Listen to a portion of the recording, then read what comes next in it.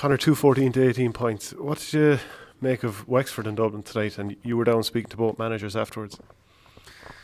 Yeah, it was a bizarre game because the referee, I mean, it's hard to know what to say about that, I'd love to see the referee's assessor's report of it because you could say it was a literal interpretation of the rules, but it was probably a very pedantic interpretation of the rules in the number of frees he awarded.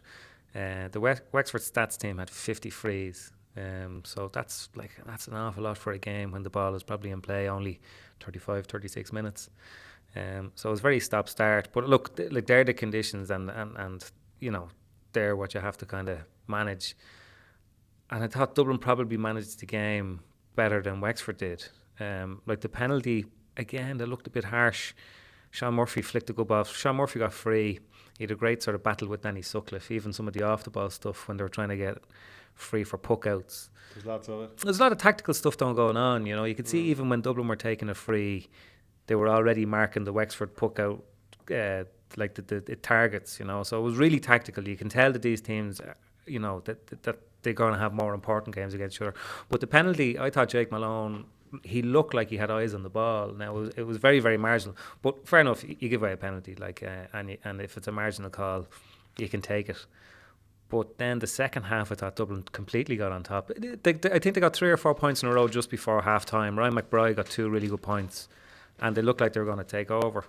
But Wexford just kept going. Dara Gray was excellent. I think he marked Lee Chin out of the game. I thought Malone swept really, really well. And Dublin, I thought, probably were in the ascendancy, but they backed off a small bit, I think. And maybe it was when Wexford went down to 13 men, but Dublin finished with 13 as well because Chris Crummy was injured.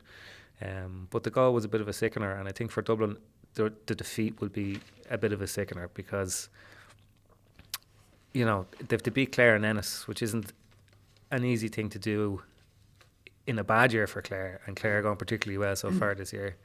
And it's not been a ground where Dublin get great joy out of it. So, yeah, I think it'll be a bit of a sickener for Dublin, and Wexford will have the opposite, whatever that sensation is, the one where you kind of nick a win that it doesn't look like you're going to get for a lot of it. But both managers were very kind of, like Davey kind of hinted at, he talked around the referee issue. He spoke about, we have a great game and we have to be very careful, what we do to it. Because we asked him whether he felt it was the referee's personal, that's the way he referee games, or whether this is a kind of an edict to be more literal with the rules. And he kind of said, well, look, the things that I know, and I won't say them now, and we'll see what comes of this. But and Matty Kenny sort of made the point, and he was right too, to say, look, neither team can come off that and say that the referee was harsher on them than they were in the opposition. He just seemed to be really, really harsh on everybody all the time. There was 13 yellow cards. There was 3 red cards. Sean Murphy or Conor MacDonald got sent off for his part in an incident where Paddy Smith had 3 challenges, and it was probably the least offensive of the 3. Yeah. So, whatever way you look at it, and I don't want to be sort of personalising it, but the referee was the dominant figure in the game, and that's never really a good thing. But if you're just taking it on a hurling practical level, like Wexford are through now with a game home against Carlow next weekend. So they're in a great position. They're kind of rocking. And they have used the league the way Dublin would like to have used the league, under Davy Fitzgerald. They keep it they keep going as far as they can. They get the big games against the big teams when there's something at stake, and they build towards summer. And even like tonight, Matthew O'Hanlon started. He got in foul trouble early on. He was taken off at half time. Lee Chin started, and he just didn't get into the game. He didn't hit his frees well at all. So for Wexford, it's a really, really good night, even though they were frustrated for a lot of it. And for Dublin, it finished as a bad night, despite the fact that at one stage it was going to look like they were going to get a fairly sweet win, because they don't win too often in Croke Park lately. That's Matty Kenny's first game for Dublin in Croke Park, and I was doing the maths during the week because this is a home game for Dublin and it's in Croke Park for the spring series. And since Anthony Daly took over in 2009, Dublin's win rate in Parnell Park is nearly 70%. And their win rate in Croke Park is just over 30%. So, it is a big factor. But look, you have to win games here in Croke Park if you're going to try and win the things you want to win. And had they won it, the fact that it was in Croke Park, I think, would have given them a lift. But Yeah, it's a bit of a stinger because they picked up a couple of injuries tonight and they have to go to Clare next week and win. And if they manage to do that, well, then they'll forget about this pretty quickly. But if they don't, I think this will be the game in the league that they kind of look back and regret. Because just there's a couple of things in this. Number one, it's losing to a team that has, and I know Dublin we're down to 13 men at the very, very end, but just like the Kilkenny game, you're losing to a team that goes down a man and then two men. You know, they got hammered by 14 man Kilkenny. Also, last 14 or 15 minutes, if you include injury time, Dublin, they were 1-9 to 16 ahead, 4 points. They lose the rest of the game 1-5 to 2 points. I mean, Michael Verney said during the week that he always felt when he was playing for Offaly that Dublin were a team that'll back down. I mean, that's definitely not going to do anything to counteract his point. Do you think that that's a bit over the top, what he's saying? Yeah, I don't know, did he mean tactically back down or whether it's kind of... Well, no, when it's put up to them, they'll back down. And in this situation, I mean, it wasn't even being put up to them. They just didn't manage the situation. And Owen O'Donnell, that was a crazy second yellow card pushing Jack O'Connor over the Hordens. Yeah, I didn't see it. I thought the two of them, like it looked like the two of them and the momentum, and maybe O'Donnell pushed them, I don't know.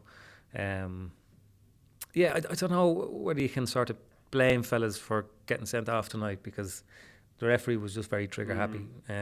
But no, like, I mean, the point about Dublin was they should have won the game. They absolutely should have won the game. Even the goal, and I'd have to see it again. Like they gave Mark Fanning too much time and space on the ball as well, you know, when Wexford kind of used him as an outfield player. And then they kind of opened up the gap. I don't know who was back sweep. I think it was Jake Malone kind of missed the ball in. So there was kind of a couple of mistakes that led to the goal, which is disappointing in that situation.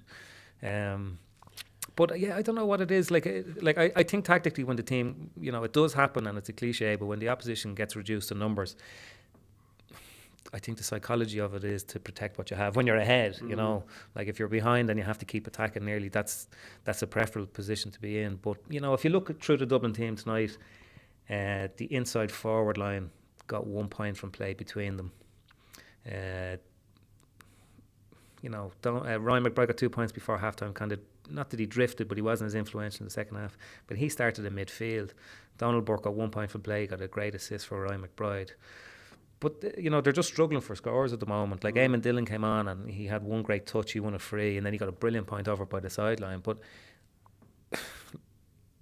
you know, that was the exception, very much the exception other than the rule for the Dublin forward. So they're going to have to get more out of it up front. I mean, they're going to have to get Mark Schutte. I don't know whether it's a fitness thing or whether it's his form or whatever it is. He's going to have to be in the team. There's no two ways about that. Oisin O'Rourke looked good the last day against Carlow and he got a massive belt from Liam Ryan from behind with high knees and he looked pretty hurt when he came off. And I don't know what they're going to do with Liam Rush. But they're going to need to get more because even Paul Ryan was Dublin top scorer tonight with 8 frees and he missed 4 more and some of them he really should have put over. So they're kind of struggling for scores and they're struggling for goals at a time of the year when they should be kind of ratcheting up that side of things. Because Wexford, even though I thought Dublin were the better team tonight, I still think Wexford looked like they had more goal threat, and they always looked like they had more goal threat in the game. And that's probably just the difference between the two teams at the moment. Because, like for all that was a feisty game, and there was a lot of technical fouls, and there was a lot of pulling and dragging and blocking and that sort of stuff off the ball. There's no doubt that, like the last 2 summers, Dublin and Wexford have played out really tense, really sort of high aggression games, and they'll do the same thing in May when they play each other this year as well. You know that stuff with all the puck outs where players were following each other, niggling each other, pushing each other. That's as close as I've seen to Gaelic football type in your face, you know, in hurling. Have you seen anything comparable to what we've seen tonight? Yeah, it's really similar. It's funny, when Dublin won the All-Ireland Football Championship in 2011, it was the first time I ever saw a forward line set up as a 1-1-1 inside with space either side of them. And on Wexford's puckouts, they set up in a straight line down the middle of the pitch so that there's space either side, that it kind of negates any sweeper position themselves in any They did that in Leinster final very well last year. Yeah, they do it really, really well. And it means that if you're marking man-to-man, which you have to do against Wexford, you know, you can't mark from the outside because there is no outside, because he could make the other side the outside. So what you saw was a lot of the tactical stuff that was going on there was Dublin players trying to stop fellas making runs, but some of the Wexford fellas, they would actually kind of block the tackler, if you know what I mean, to try and get somebody fit. But I don't think either team really dominated off puckouts or anything like that, you know. Like both keepers kind of went mid-range to long most of the time, and there was no player that you could say was really dominant on puckouts or either team. So it kind of just came down to the use of ball, and in the end, like Wexford got 2 goals for the possession that they had, and Dublin didn't really threaten the goal. Interesting that you mentioned Lee Chin didn't do a whole lot. I wouldn't say that Matt O'Hanlon coming back from injury like Chin did a whole lot. Chris Crummy probably edged that. Dermot O'Keefe played first time he was back in the starting team. Didn't I wouldn't say he shone. And then also Conor MacDonald comes in, gets sent off a couple of minutes later. So all these lads who are coming back in late aren't really shining. So the point that I'd make is when they actually do get sharp, does that mean they kick on from Dublin? Because it's going to be hard for Liam Rush to come back. Like, he's still not back yet. He needs a few games under his belt to get going. Don't know what's happening with Conal Keeney. Darragh O'Connell's not coming back. Sean Tracy's not coming back. Mark Shuta needs to get up to speed. Like, it's hard to see how Dublin are going to make massive leaps. Even they're putting Crummy up in the half-forward line. Cian O'Callaghan's out from the full-back line to the wing-back line. I don't know. It's hard to be overly optimistic. Yeah, I still expect them to improve. I suppose the reason that tonight was sting for Dublin most is because they do this a lot, and they did it again tonight. And it's not that they're not as good as other teams when they play them; it's that they find it hard to beat them. So that's just that was the story of Pat Gilroy's year in charge. Well, they don't have the scorers up front. Yeah, but okay. When they played Kilkenny in Parnell Park 2 years ago, they were ahead going into injury time and they conceded a goal that possibly should have been a free out. They went down to Wexford Park, they were ahead in injury time, they lost by 2 points. They went to Salt Hill, I think they were ahead in the 69th minute and they lost. So they're good enough to get themselves into winning positions. The next thing that they had to do was figure out a way to actually go and finish off the game. And whether that's a case of being cynical and trying to kill the clock, or whether it's a case of actually putting the foot on the throat and going and finish off a team who have to kind of come out of their shell. I don't know what it is, but this was a problem that afflicted them a couple of years ago. And even last year, they were hugely competitive in Nolan Park, and then Kilkenny kind of got on top of them. It's one thing to be kind of, you scored 5 or 6 points fewer than the team because your forwards aren't as good. But when you keep putting yourself in a winning position and can't finish that off, that becomes a thing in and of itself. I'm sure it's a kind of a psychological thing when you get. But there's nothing to say that they can't fix it this summer or for in the remaining games or the remaining game of the league. It's just that it's the repetition of the same kind of ailing that you kind of you wonder why it comes, because I'm sure for players they go, oh, we're after doing it again. We got into a winning position and we didn't see it out. So it's a major problem that they have to correct.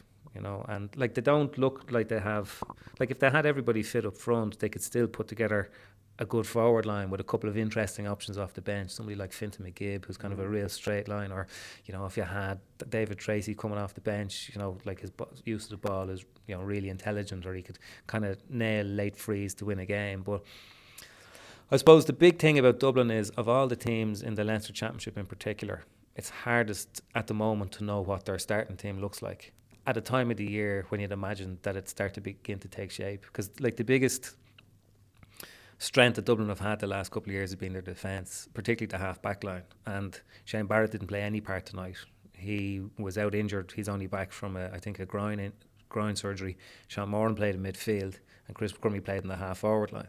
So they're ripping up their strongest part of the team, the defence, to sort of patchwork the other parts of the field that aren't going so well. Yeah, and I'm sure it's kind of I'm sure there's method to it, but it's hard to know.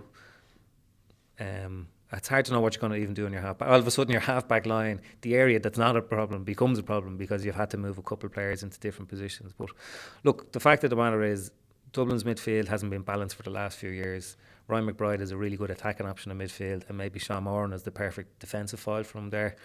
And Crummy is such a good ball winner, and I think he got a great point there, and I think he won 3 scoreable frees as well. So, maybe that's the most effective use of Chris Crummy, but like I said, if you're in a situation this summer where you lost a game because your half-back line got cleaned out for puckouts and you'd Sean Moore playing midfield and Chris Crummy playing the half-forward line, you'd say, well, maybe that wasn't. Because I suppose that's the issue with Dublin. They probably have there's the makings of a very good team, but they probably have the shallowest strength and depth, I think, at the moment of the teams that are around them. Cheers, Conor. All right, Shane. Thanks for watching Our Game. Don't forget to like and share the videos, and if you're new to the channel, hit subscribe.